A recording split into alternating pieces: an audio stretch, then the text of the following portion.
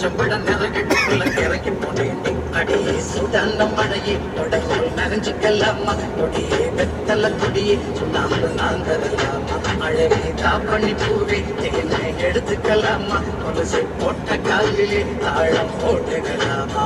நீ கட்டும் வீட்டு நடப்பில் நான் மயங்கி போனேனே ஓ கட்டழகு மீசையிலே கிறங்கி போனேனே